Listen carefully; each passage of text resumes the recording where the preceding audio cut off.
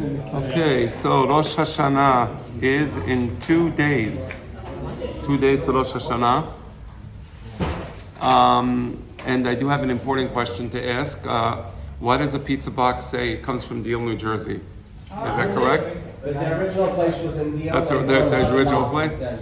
I see. Okay, I just want to make sure that when I eat. Okay, is it good pizza? Is it good? Very good. Yeah? No, I'm getting mixed reviews. Sweet. Too sweet. Okay, you don't like it sweet. All right. It's the best pizza in Jersey. It's the best pizza in Jersey. Okay. All right. For the price, you can't complain. You can. Okay. Wow. I see. Let me see. Airplane mode is on, so we won't get disturbed. And we are going to be starting to study this Gemara. I want to say, as we get closer to Rosh Hashanah, that it really is remarkable how Hakadosh Baruch Hu. Yeah, I'm gonna have it. So my son is getting my Gemara. It's really remarkable how Hakadosh Baruch Hu has uplifted the spirit of Am Yisrael in such a short period of time.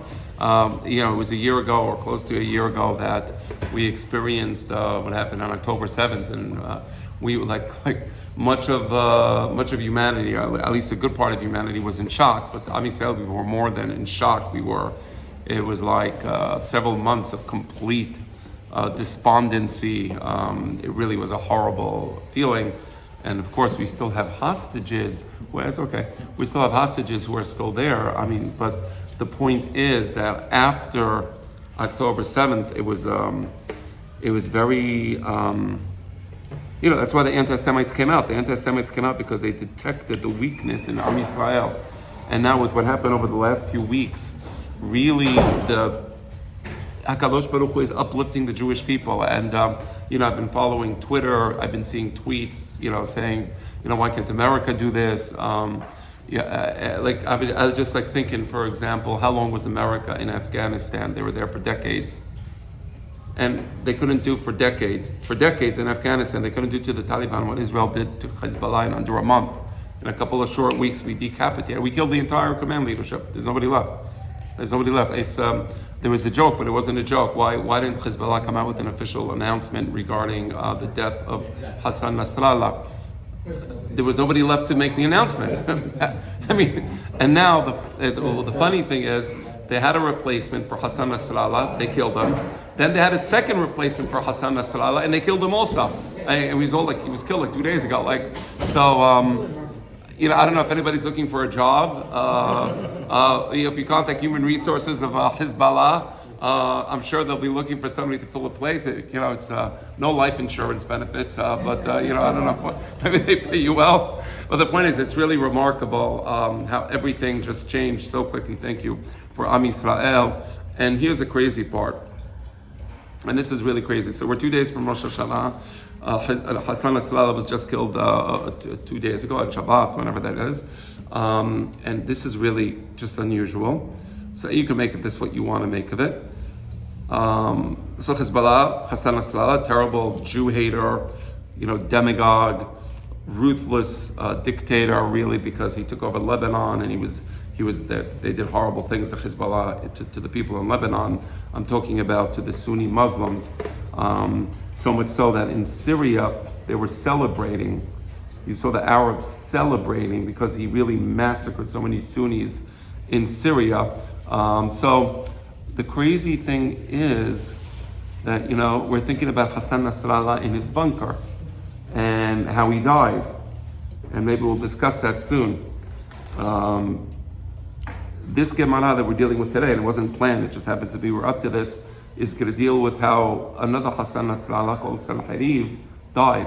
It's literally going to deal with the last moments of his life, what he saw, and how he experienced the last moments of his life. And that automatically got me thinking about the last moments of Hassan Nasrallah's life. So again, make of that what you will. We're studying Torah, and it's nice that we're in the sugya, which is related to what's happening to Am Yisrael, or to the enemies of Am Yisrael, as it were. So if you open up the Gemara, where it says Rabbi Shimon, and we will begin studying. Okay. 95B4. 95B4. Okay, so let's begin. Rabbi Shimon ben Yochai. This is a famous Rabbi Shimon ben Yochai. You know, we sing about him like La'omer, right? So he was an actual Chacham. He was an actual Tana, and here we're going to be reading a statement of Rabbi Shimon bar Yochai, or Rabbi Shimon ben Yochai. So Rabbi Shimon ben Yochai Omer, Oto haperek zeman bishul perotay. It says something interesting. Now don't forget, Rabbi Shimon bar Yochai was what I would call a great mystic, Kabbalist, right? Well before, of course. I mean, you know, hundreds of years before the Mekubalim of Tzfat. So Rabbi Shimon bar Yochai was the original, let's say, mystic. When he left the cave, he was studying Torah. And then when he left the cave and he saw people not studying Torah, and his son, they started looking at everything and turning everything into fire. And God kicked them back to the cave. He said, like, you can't destroy the world. And then they came out and they kind of reintegrated. But he was a great mystic. And here he makes a very mystical statement, which I want to explain to you. He says, Oto perek zeman bishul perotaya. When it was time to kill Sanhedrin, right? Because Sanhedrin placed the siege around Jerusalem, right? He placed the siege around Jerusalem, and he massacred many people before that. He went to all the adjoining cities and he killed everybody. It was horrible, brutal deaths, October 7th type stuff. So now he gets to Jerusalem, and it was time to kill Sanhedrin. So God decides He's not going to let Sanhedrin conquer Jerusalem. So it was the time that the fruits in Israel just begin to ripen. So if you go to Israel in Pesach, what begins to ripen? The barley, and then after the barley, the wheat, and then after the wheat, the grapes, right? So this is the beginning of the ripening of the fruits, because springtime, Pesach is springtime, and after the rains of winter, the fruits in Israel begin to come out. So this was that time of year. Amar lo HaKadosh Baruch Hu LeGabriel. So God tells Malach Gabriel. So there's a few Malachim that we know by name. There's Malach Michael. Malach Michael is mentioned in the book of Daniel. He's going to be revealed in the days of the Mashiach. There's Malach Gabriel, and there's other Malachim that we know by name. My father once showed me. This is interesting. As long as we're talking about this, so my father had one of the many ancient books in his library. I mean, like when I say ancient, I mean centuries and centuries old, from like the days of Harambam and like going back to the 1200s. So he showed me this ancient Kabbalistic book, and that book had the names of Malachim in it, and it was like explaining from a Kabbalistic perspective the names of the Malachim. So it was Shabbat morning. He showed me one of the Malachim. I was so surprised. There was a Malach called Malach Fa'ur, right? Our name. So he said our name apparently is from the same whatever. So Malach Fa'ur, he showed it to me, so I know it. So I saw it in the book. So Malach Gabriel. Now the name of the Malach has to do with what the Malach does. So let's think about the name Gabriel. What? Gibor, but also Gever El. If you split it into two, no, Gever is Milashon Gibor. You're right. Okay. You are. But it's like if you look at the word Gavriel, it's Gever. Gever means a powerful person, like Gibor, like you said. El means God, or in this case, Malach. So Gevurot El. What is the Gevurot El? When do we speak about the strength of God? So in the Amidah, we have the second beracha. Ata gibor le'olam Hashem. Gibor, the same word, gibor. So what does that mean? So the rain is called givurot el, right? The rain that comes on the earth and it nourishes the soil. It's called the givurot el, the strength of God. So the strength of God is to cause the rainstorms in the atmosphere, and sometimes the rains, they come and they bring a blessing to the world, such as bishul perot. They cause the fruits to ripen, and the beautiful fruits. Sometimes the rains, it can come down with tremendous fury and power. It just happened now in North Carolina, Georgia. They had a horrible hurricane, and the hurricane apparently caused flooding. And the flooding, they say that over 100 people were killed. A horrible, horrible way to die. Shalom Neda. So that's why it's called Givurot El, because when God brings the turmoil from a storm, there's nothing that can stop it. You have a hurricane coming on the shore. What do you do? All the technology ain't gonna help. So Gabriel is the one in charge by God of seeing to it that the waters come down when appropriate to ripen the fruits, when appropriate to punish or to cause havoc or to cause destruction. And God is telling Gabriel the following. So Gabriel was now going down and to do his mission, and he says, now when it comes time for the fruits of the field to ripen, I want you to pay attention. There's going to be a guy called Sanhedrin, and I want you to kill him. Hizakek lahem, kill him, right? So for example, just one example, when the Jewish people were fighting the Philistines, and this is in the days of Shemuel. So the Jews were gathered together with Shemuel. They decided they want to make teshuvah. They wanted to get rid of the Avodah Zarah. Right? They get rid of the Avodah Zarah. They say vidui.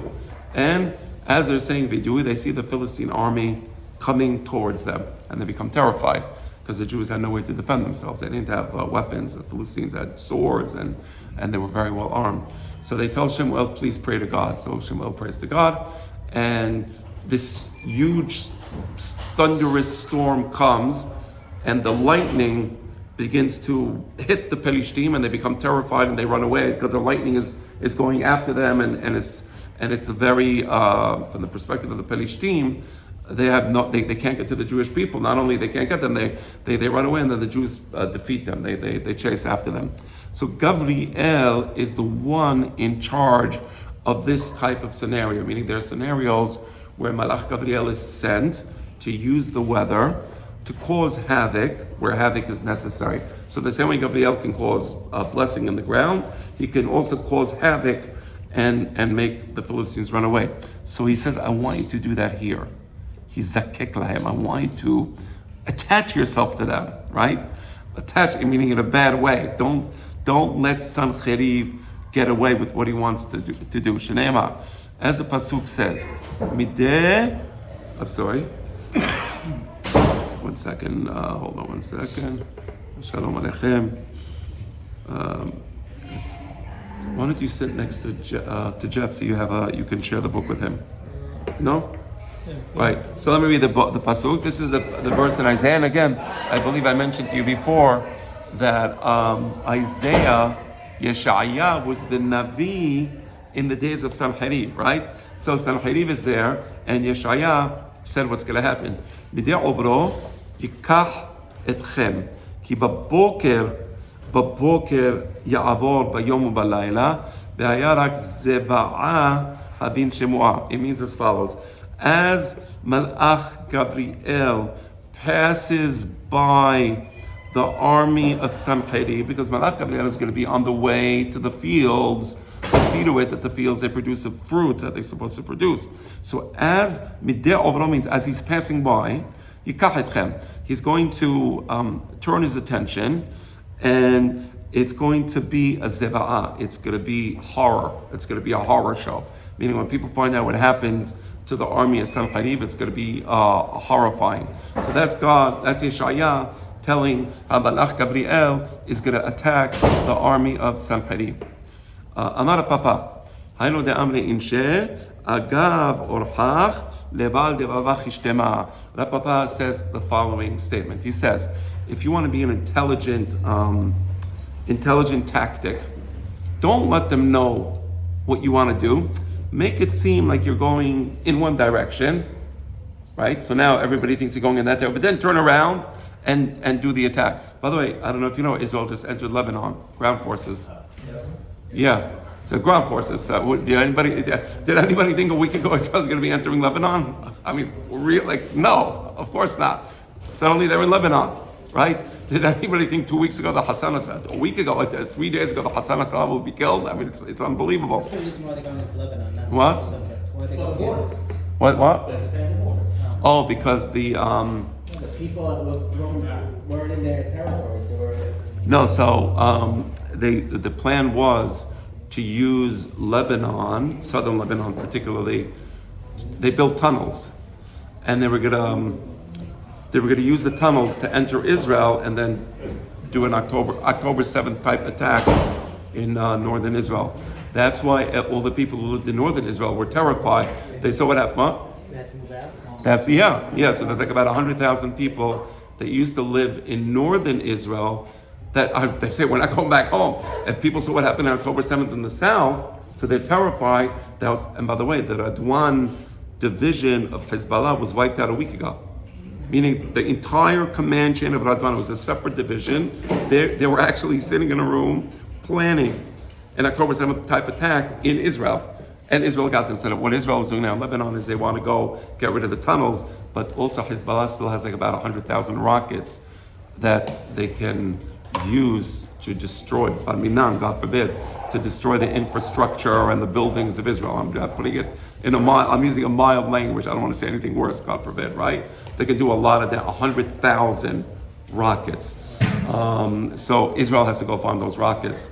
Once Israel finds those rockets and they destroy them, and it's not going to be easy, by the way, you know who's next?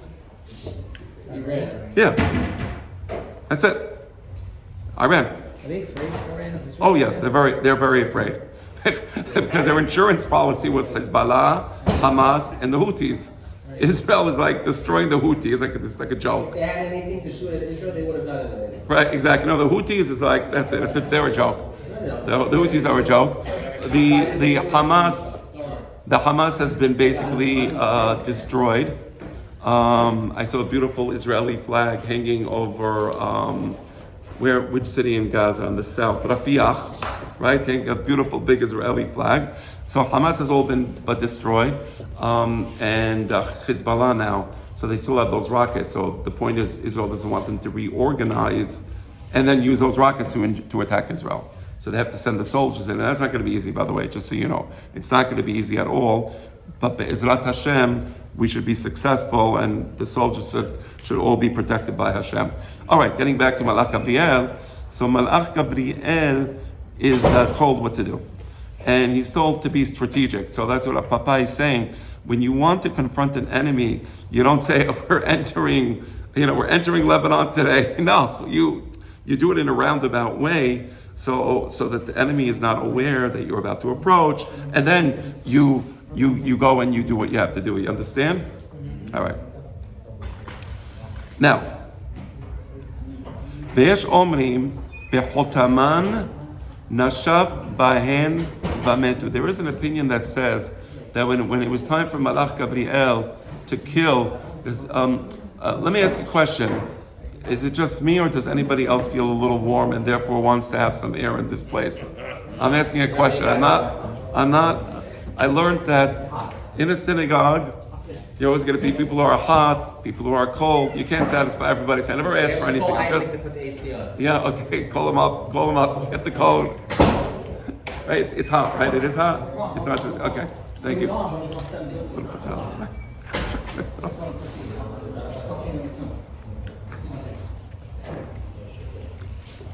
I'm told that one of the advantages of being older is that you don't feel hot like we feel now. Actually, we'll start feeling cold at some point. So, one of the things to look forward to when you're older. Thank you. Right? You don't feel so hot anymore. All right. Thank you.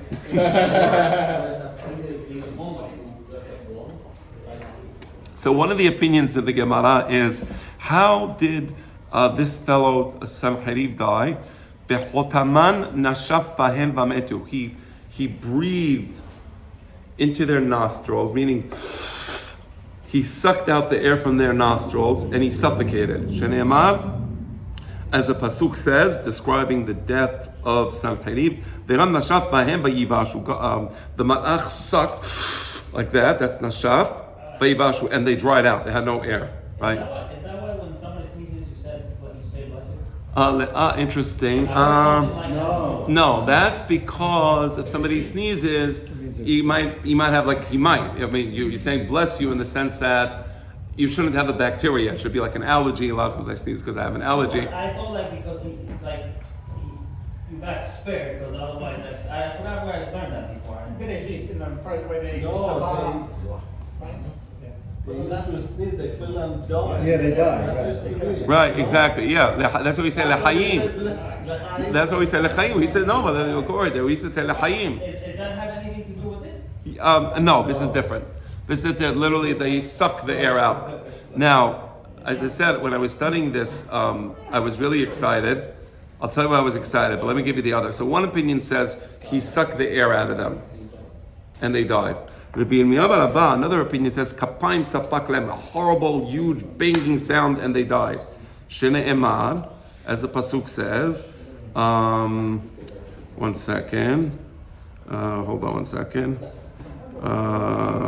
Hold on, Mechila, I apologize. Here it is.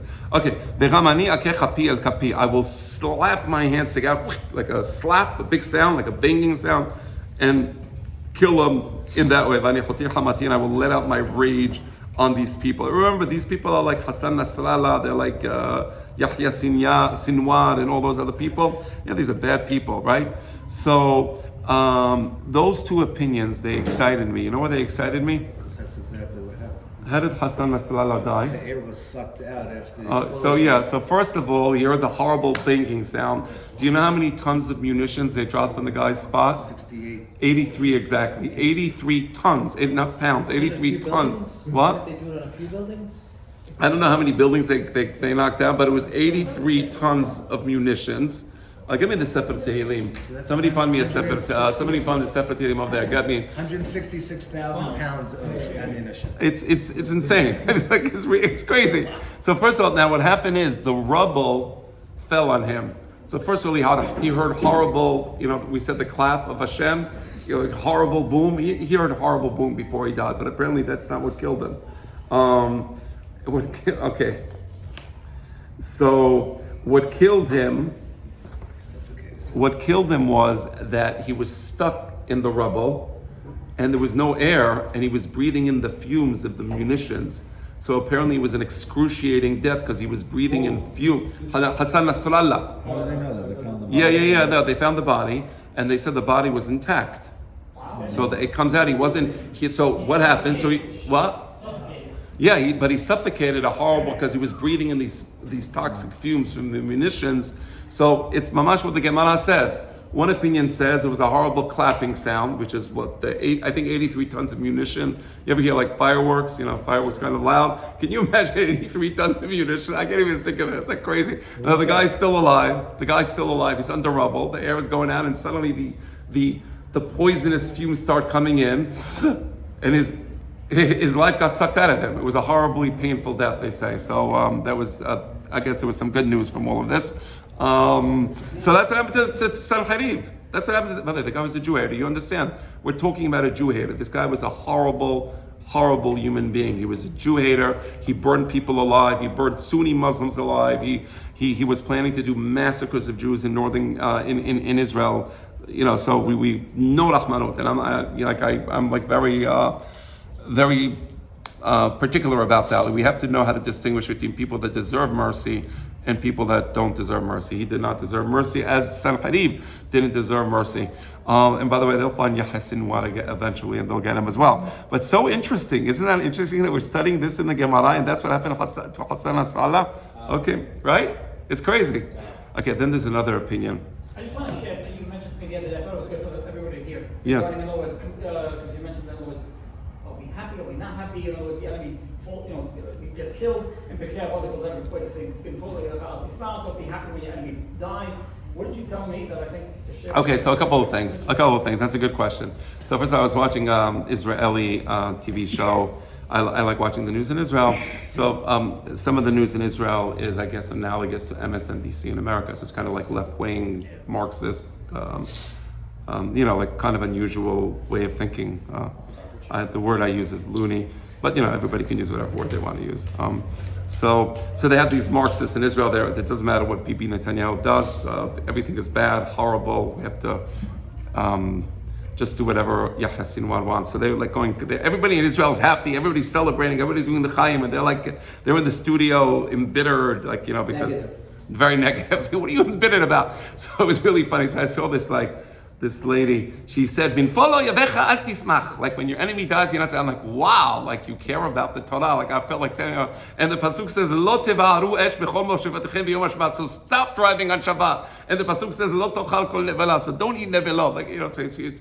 So when you hear a person like that who doesn't give a damn about religion quoting pasukim from the Torah, I just found it to be a bit Self-serving.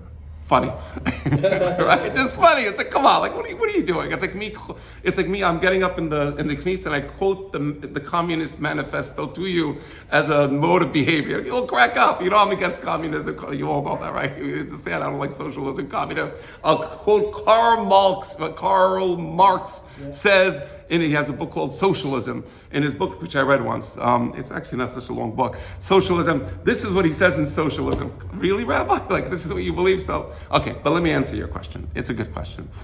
So first of all, I'm going to give you two answers to the question, and both are equally valid. The correct answer is binfol oyevecha al tismach. If you have a personal enemy, let's say somebody did something bad to you. Maybe he screwed you in business. So you're embittered. You shouldn't be embittered. But let's say something bad happens to that person. It's forbidden to be happy. Meaning, be careful. It's actually, I'm giving you very good advice now. The pasuk says that if you're happy, that something bad happens to a person who hurt you, God forbid. God is going to see that, and He's going to say, oh, you're celebrating that? I'm going to bring it upon you. So don't ever be happy if something bad happens to your enemy. Just be aware of it, and say, okay, I understand what happened to here. I'm just going to keep my mouth shut. I see it. I get what happened.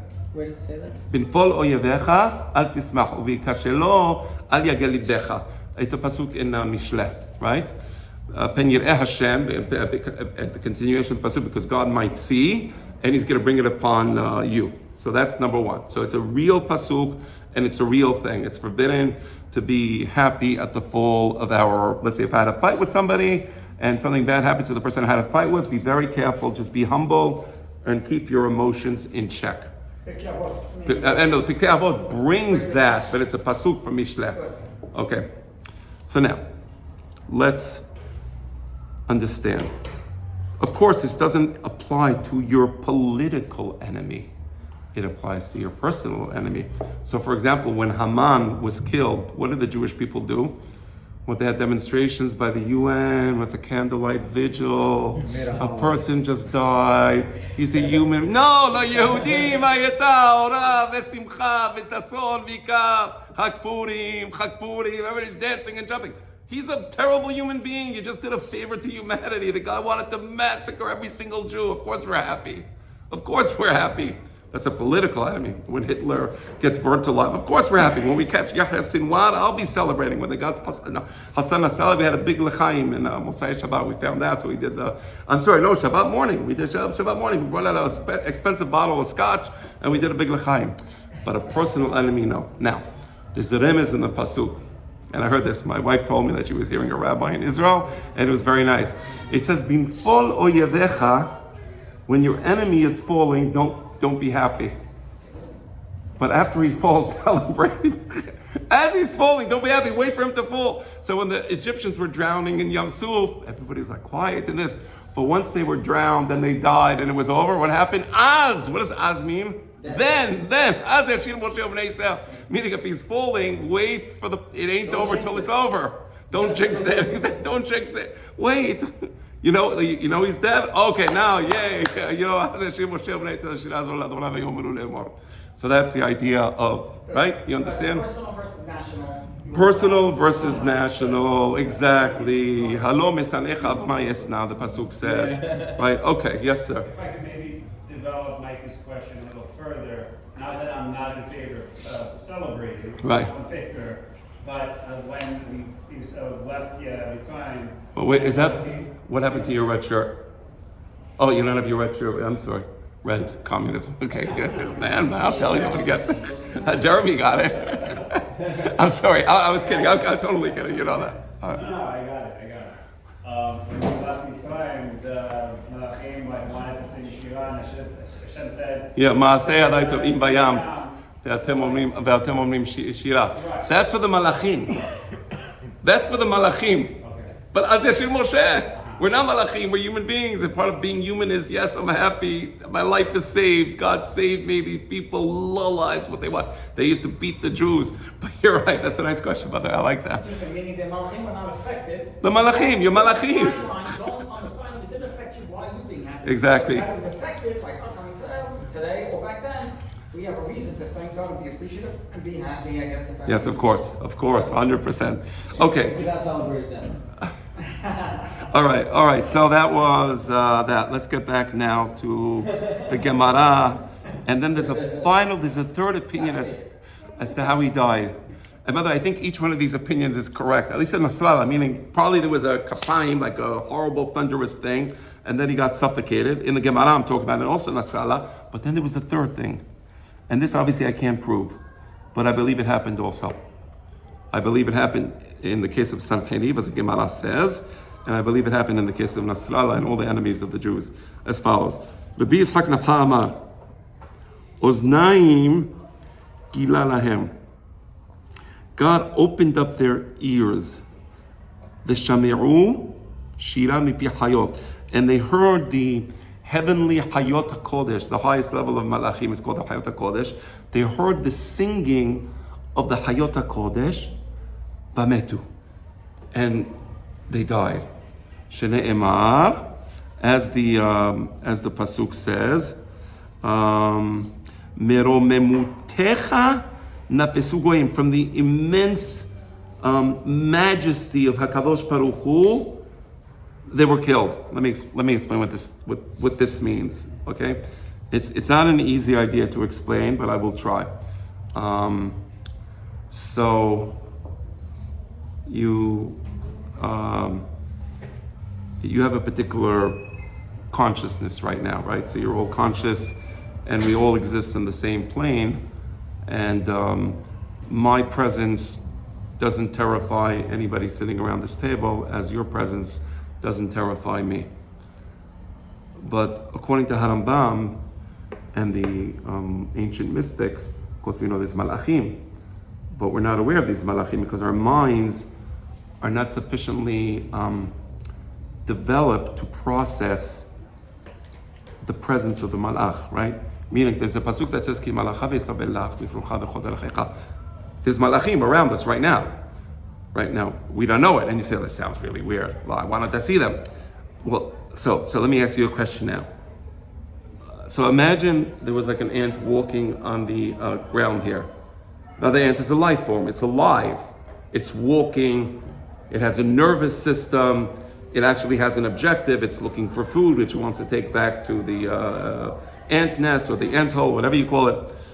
Now, does that ant have the ability to be conscious of my presence or our presence? You understand my question?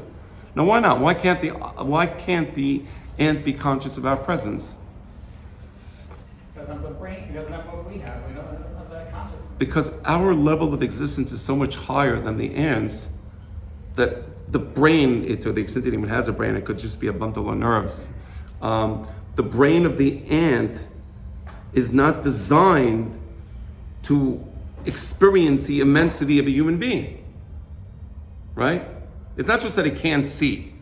Even if the ant has an eye, let's say the bee has an eye, but is it aware of my presence? No, it doesn't have the ability, but let's say suddenly the ant became aware of our presence. It would die, because it can't, the brain of the ant, or that nervous center, the clump of nerve cells, let's call it just a clump, it can't accept the existence of something so immense as a human being. It would literally die. Sometimes he stings me, but I don't know. Well, you're talking about the mosquito, right? No, so you have to understand, the insect is not aware of you as a person. The insect smells food, right? Or the insect senses danger, right? So it might run away, or it might come back, or it might this, but it doesn't experience you as a person, right? That's the point. So that's what the pasuk says, Ki lo yir'ani ha'adam b'chai. When Moshe Rabbeinu wants to experience God as such, God tells him, well, you can't. You're a human being. The brain of a human being can't process something so immense as God. Well, I have news for you. It's not just God that our human brain can't hear. We can't process the existence of the malachim. Now, the Navi is a person who has the ability to experience a malach. That's what a Navi is, by the way. A Navi is a person who can experience a malach. But here's the thing. When the Navi experiences the malach, it's terrifying. That's why they go into a state of it's like it's a terrifying experience. The Navi has to be in a very, very, very deep sleep, and in the deep sleep, it's almost like a nightmarish experience. And then he experiences the presence of the Malach, and the Malach says, "And this is what God wanted me to tell you." And then the Malach speaks to the Navi. So that's terrifying. Now that's the presence of the Malach to the Navi, and the Navi is worthy, and yet still it's terrifying. Like Gemara Hanamam says, I'm sorry, not the Gemara, that Kol Haguf Mizdazeh, the body literally shakes because it's in a state where if the Navi is not strong enough, he wouldn't be able to survive the experience. That's why one of the requirements to be a Navi is not just to be spiritually adequate, but to be physically strong. Isn't that interesting? To be physically strong. Because otherwise you can't take it. So now you understand the presence of God. There's a thing in the Haggadah where we say Zo Gilui Shekhinah. You know what the most terrifying thing in Egypt was? When they suddenly realized there's a God, and they experienced Him, and it was terrifying. There's nothing more terrifying than experiencing something above us. For the Egyptians? And Gilui Shekhinah, of course, it means it's something where they didn't experience God as such, but they understood there's something above us. There was a revelation that there was something above us, and even that was terrifying. But when you say terrifying, for who? For the Egyptians, of course. Yes, Lo Gilu Shekhinah. Because the pasuk says Uvmora Gadol, and the Chachamim say, what does Uvmora Gadol mean? Zo Gilu Shekhinah. Suddenly they realized there's a God, and it was terrifying. Right? So I don't know if you ever had a nightmare of some sort of holy nightmare, and sometimes you experience something and it's terrifying, right? So the idea here is that as his neshama was dying, the last moment where the neshama was still, let's say, conscious, because the neshama leaves the body, but in the case of the Reshaim, it just goes to hell. But there was a moment where his neshama left, and the Hayot HaKodesh revealed themselves to Sanhedrin, and it was a terrifying experience, worse than death. That's what the Gemara is saying, and that's what killed his neshama. Meaning, what killed his neshama was the realization that his whole life was a fraud, and that there is something way above him, which makes him nothing.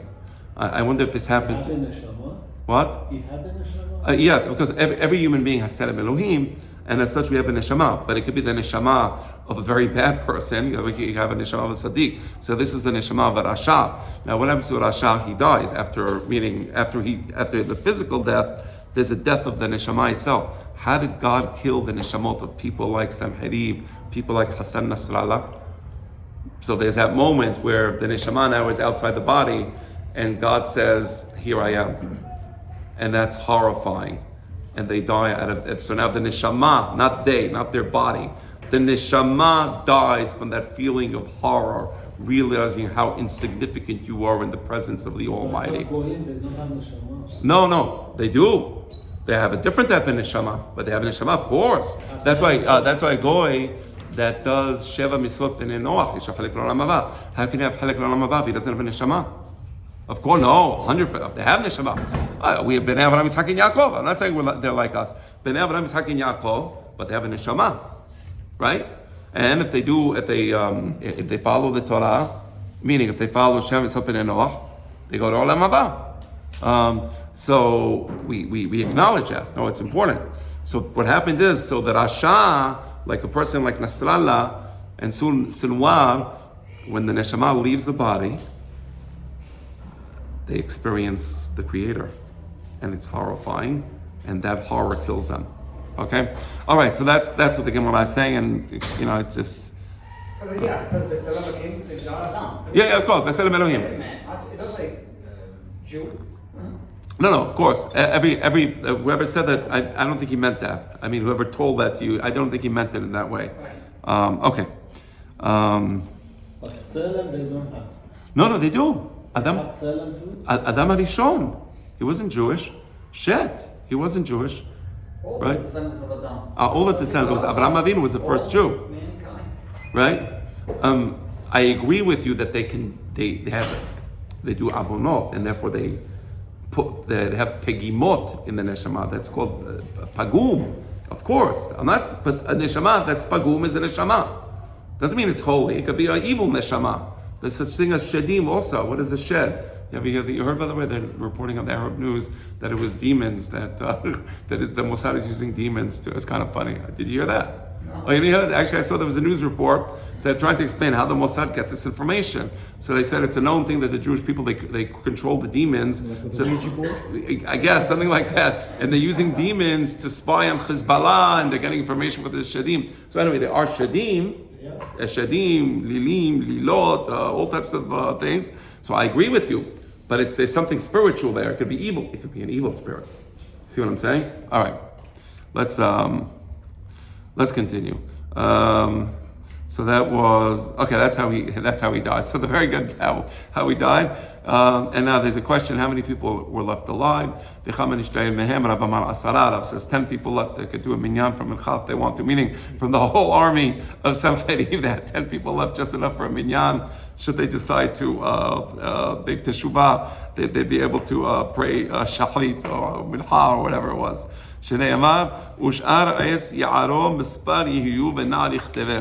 Another opinion says, he says 9,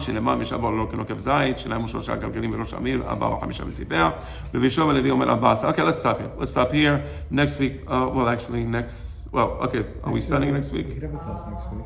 We could. It's a poll. Let's do a poll the day before. So next week on Tuesday, he's voting yes. Okay. Next week on Tuesday, we have the October 7th, No.